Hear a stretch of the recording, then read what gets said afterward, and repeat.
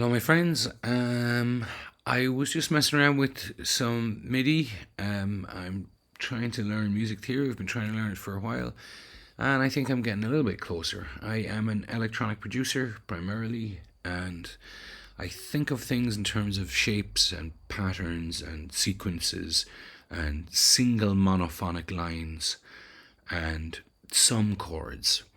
So I kind of think differently than it, and I come about it differently. So the exercise here is to just build up some complexity from some very simple beginnings. So I started off with just some C, just a C note, right? And it just repeats.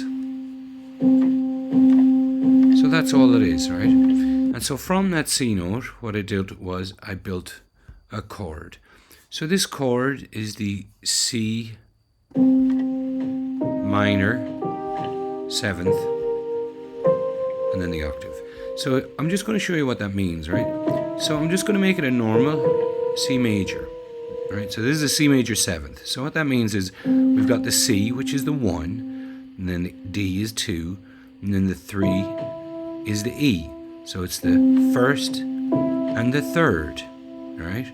And then the F is the 4th, and the G is the 5th. So it's the 1st, the 3rd, the 5th, and then the A is the 6th, and the B is the 7th. So it's the 1st, the 3rd, the 5th, and the 7th.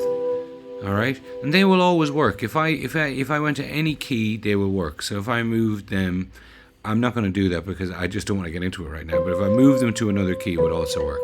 1st, 3rd, 5th, 7th. Okay. This video is going to be long enough already.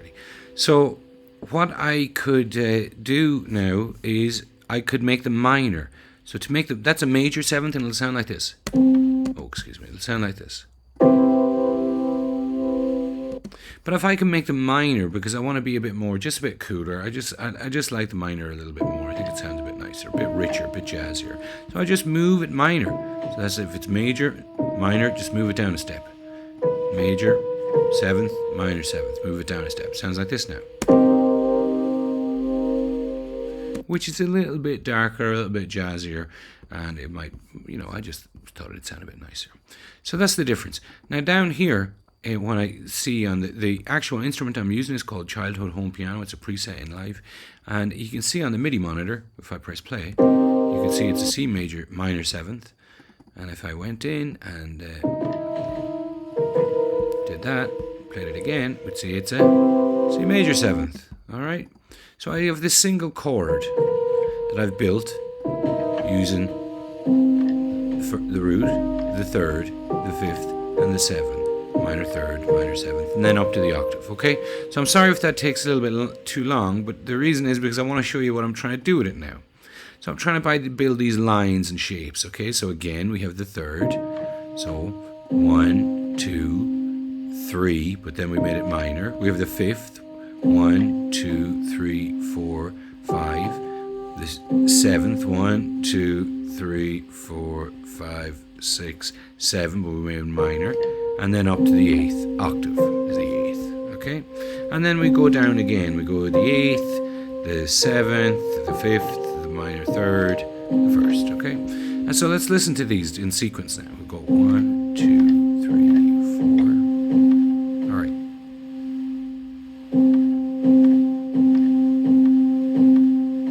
We build our chord.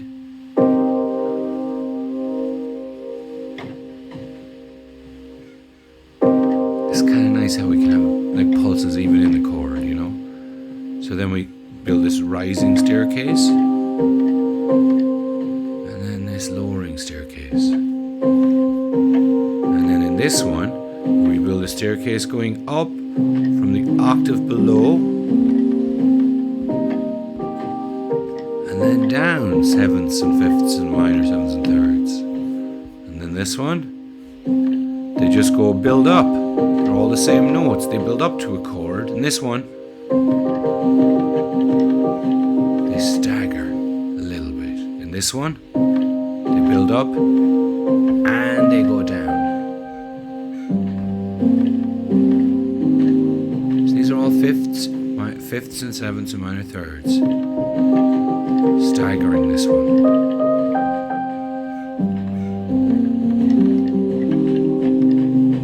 Nice, next one. This one is unusual. It goes up normal fifths and thirds in octaves. And then we end it by building little chords out of the fifths and thirds and sevenths.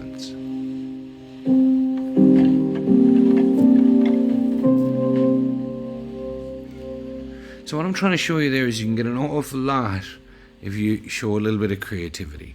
So I'm going to go through them in a little bit. So there's our octave, there's our chord, our C minor 7th, built from a first, minor third, fifth, minor 7th, and then the octave.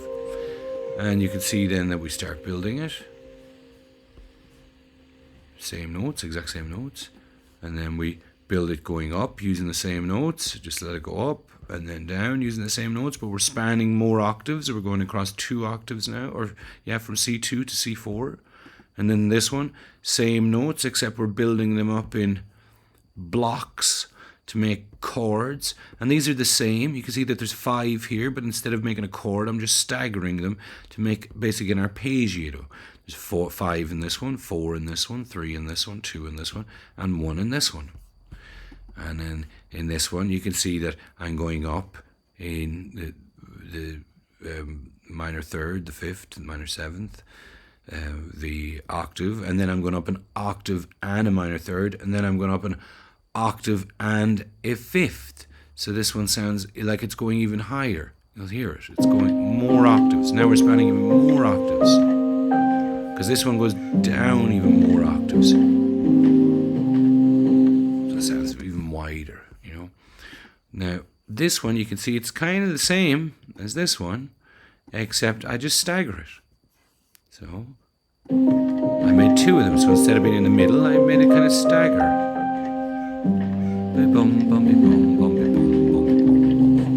Pretty cool. And then in this one is kind of nice, because this one goes up to normal, 3rd, 5th, 7th, root, octave, 8th, octave and a 3rd, octave and a 5th, octave and a minor 3rd, octave. But this one goes up different. So you see how it would have been copied over like normal, so just staggered, and then I just raised it an octave. I thought that sounded cool. So it sounds like this, right? And I could have just went octave again on this one, raise it. So you see, I would have raised it an octave, but instead I raised it an octave and an interval step. Can you see that? So I raised it from the G. If we just go back to the normal fold, the normal view, you'll see that I raised it, jumped it over here. So this one, I just moved it 1 and then just raised it an octave. This one, I moved it 1, copied it, raised it an octave, so it would have been here, but then I also raised it another step. So I raised it another kind of interval step, you know, a step in the scale, in the chord that we're using. So this one then, copied it, raised it an octave, and then raised it 2 steps. Then this one, copied it, raised it, and then raised it 3 steps. Copied it, raised it 4 steps. Copied it, raised it 5 steps. So this one sounds like it's getting bigger. It might be easier to see on this view, but if you can see, it's like this ladder is going up just like a normal staircase, but this ladder is going up even steeper. And they're all just using the same notes, but it's just going across even more octaves now. It's going from C2 at the very bottom, because this one is going down even steeper, and it's going up all the way to A6 at the top, because this one's going to, so it's just going really wide, really far apart. And there's another little kind of slight trick in this one, in that all the other pulse notes are on C3, but when I put this down to C3, it kind of went down too low, I thought.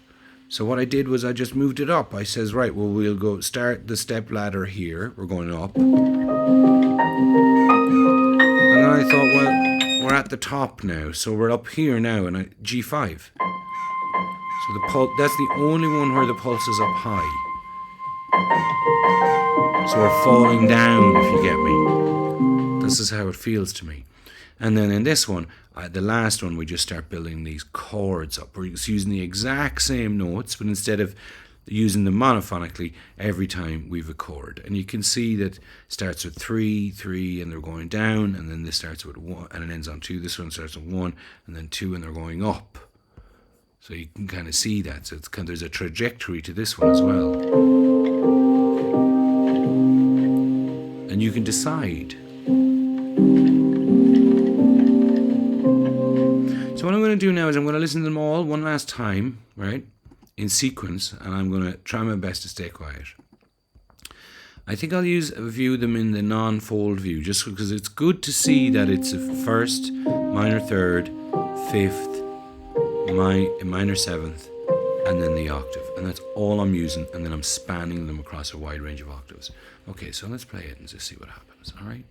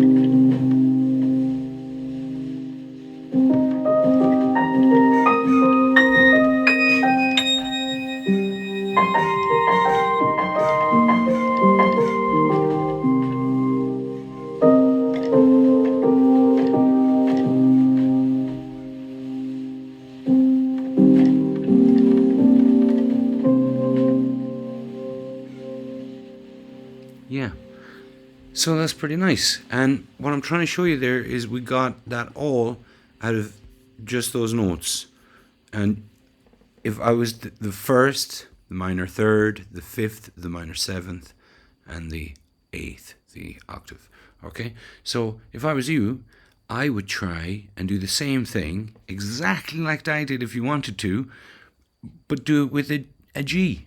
Try it on a G, because then you would be able to do everything I just showed you from C, and then you'd be able to jump up to the G, which is the fifth. So that would be incredible for music. You could do these lovely little sequences and lines and patterns, and then just raise it all up to the G. It'd be very nice. Okay, my friends, I hope that was of some use to you, and I hope you get something of it, and I hope you have fun making patterns and lines and shapes and little triangles and exploding lines and, broken little static patterns, and it's good fun. That's kind of how I think about music. All right, my friends, thanks for watching. Bye now.